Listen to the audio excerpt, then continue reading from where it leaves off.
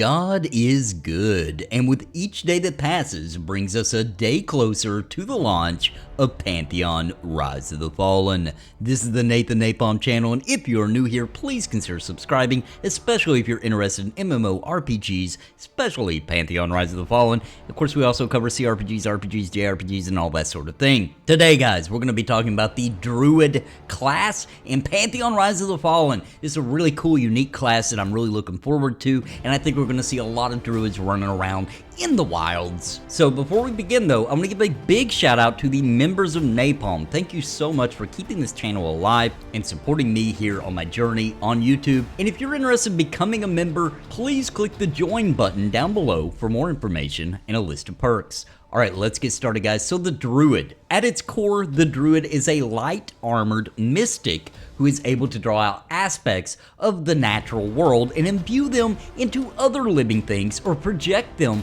into their surroundings. But there is a fine line they must walk as they gaze ever deeper into the secrets of Terminus. The Druids who learn to master these revelations are rumored to have incredible restorative abilities, while wielding the power to command the weather itself. Surely there is rarely a display as all-filled as this kind of fury when kindled. Their group role is healer, their combat resource is mana, and their available armors are cloth and light leather. Their available weapons are club, mace, stave, quarterstaff, and longstaff. They can also be played by the following races at the time of this recording: the Archai, the Dark Mirror, elves, halflings, humans, and ogres. Now let's talk a little bit about the abilities that the Druid will have. Now keep in mind, this is not the full list of the abilities. These are just the ones we know of at this particular time, and of course there will be more, lots more, but these abilities will give you a taste or a kind of picture of what the Druid is. So first up, we have a passive called Wide-Eyed Wanderer. Your covenant with the natural world has cultivated a unique sense of trust from the animals of Terminus,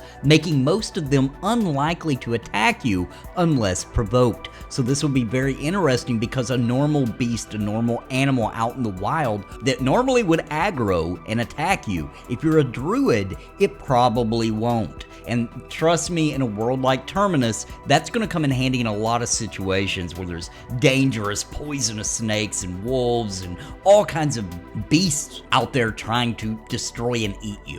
So that's a pretty cool ability, and could end up being the reason why the Druid comes and saves your party and resurrects your healer and tank, for example. Next up, let's talk about the traits. So the Druid does have the ability, it's called Harness trait. Now, as a living conduit of the natural world, the Druid is able to harness the traits of natural things through tactile contact. Once harnessed, the Druid may imbue these traits into themselves or others. As they become more experienced, they will be able to harness more powerful traits from a wider variety of things.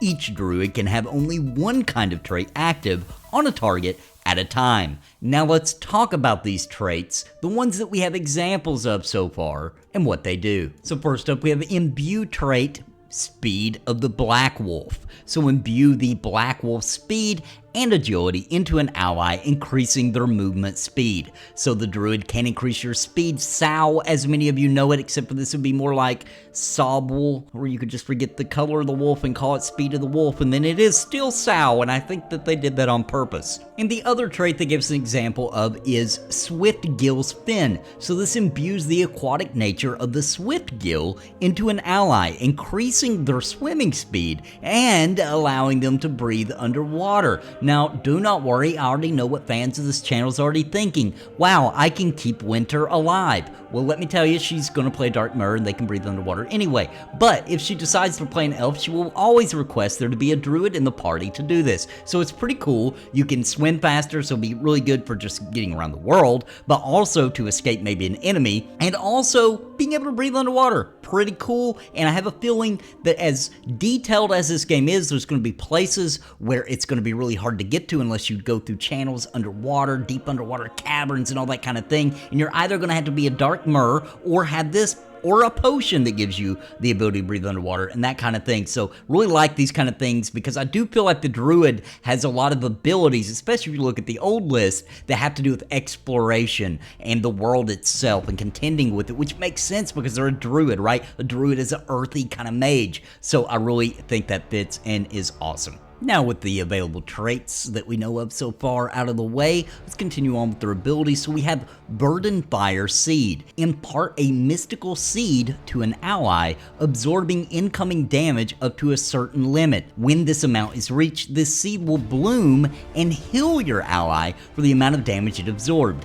Afterwards, a portion of the effective healing the ally received will be refunded to you as mana. You may apply a Burden Fire Seed to as many targets as you wish, but only one seed may be active on a target at a time. So this is a really cool healing ability because it absorbs damage. So not only are you're not taking the damage, the seed is, but then all that damage that it gets to will bloom into a flower and heal that person for the amount of damage it absorbed. And then if there's extra left over, it will actually be refunded back to the Druid as mana. And that is just a really freaking cool heal spell. And I really like it a lot. I think that's awesome. And I can just, you know, I know in your head right now, you can kind of just imagine already what that effect is going to look like and how cool of an idea it is, especially for a Druid. It fits so good. I just love that ability. Next up, we have Creeper's Grip. So grip an enemy with enchanted creeper vines, healing anyone who damages that enemy. So that's really cool because you put these twisted vines around the enemy,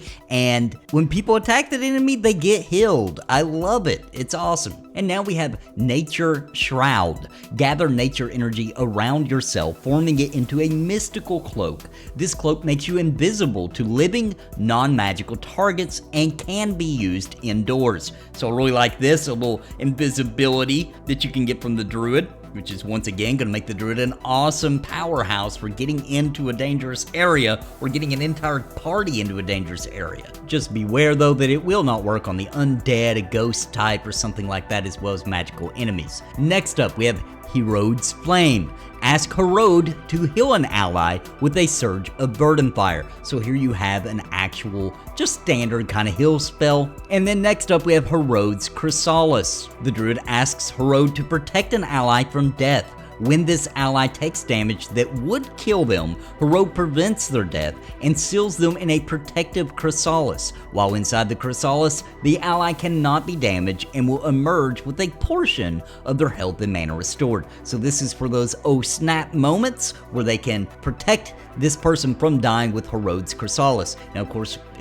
once it goes away though, they'll only have a small portion of their health left. Now what I do wonder is, can they be healed while they're in there? It doesn't say they can't, it just says they cannot be damaged. So maybe you could heal them real quick like while they're in the chrysalis, and that way they emerge with more health. I don't know, we'll have to see. And then we have Burden Fire Lance. So the Druid hurls a spear of pure Burden Fire at an enemy, dealing nature damage. If Herod's Gaze is active on the enemy, this ability will silence them for a short time, so making them unable to use magic plus some damage. Now we have one of my favorite abilities from the Druid, which is Vine Woven Bridge. So the Druid forms a bridge of interlocking vines, allowing themselves and others to cross a gap that is too wide to jump across. So I can see all kinds of awesome examples of using this simply for exploration to get across that gap, to maybe avoid a lot of mobs below, or just to make everybody be able to get there quicker, or actually to escape mobs when you're running and to get to the town safer, or all kinds of things that this could come into effect. And I love it, and I can't wait to see it in action, see this bridge with the vines kind of form with the Druid. And it's just so cool, man. There's so many cool things that are going to happen in game because of cool abilities like this one. And next up we have Firefly, which the Druid asks a Firefly to travel with them for a while, serving as a light source. So very important in a game like Pantheon that you can see some of these cabins are too dark. Your tank might have to carry a torch instead of a shield. That might not work out so great. So having this Firefly flying in the air, kind of creating that light source, is really cool. Also feels very D&D. I love it. And then lastly, we have Wandering Stones. Explorers have noted the presence of ancient, iridescent stones hidden amid the groves and wilds of Terminus. These stones have come to be known as wandering stones and are seething with druidic magic. Because of this, it is rumored that druids are able to attune to these wandering stones and travel between them. Perhaps there is even more to these stones than most realize. So that is so cool because, number one, of course, a little bit of teleportation for the druid, right? And because the druid's a healer, they could make a living, literally, off of rezzing people, right? Charging a little bit of gold for a res and being able to get to all kinds of different places around the world to get to the reses faster, all that kind of thing. But also the fact that it leaves some mystery there, right? Like maybe there's more to these stones, right? Like what else can you do with these, right? Can you eventually, if you go on this quest line, can you unlock to be able to bring people with you across these wandering stones? Or whatever else they think of, right? And leave your comment down below if there's something you can think of they could do to kind of further that along. But I'm pretty sure there's going to be lots of things that can be done through quest lines, and you know, I'm talking about real quests here that you will take a while, that will be hard and difficult, that you can unlock more things you can do with this. And I love it. I love stuff like that. And I do feel like out of all the classes, that the Druid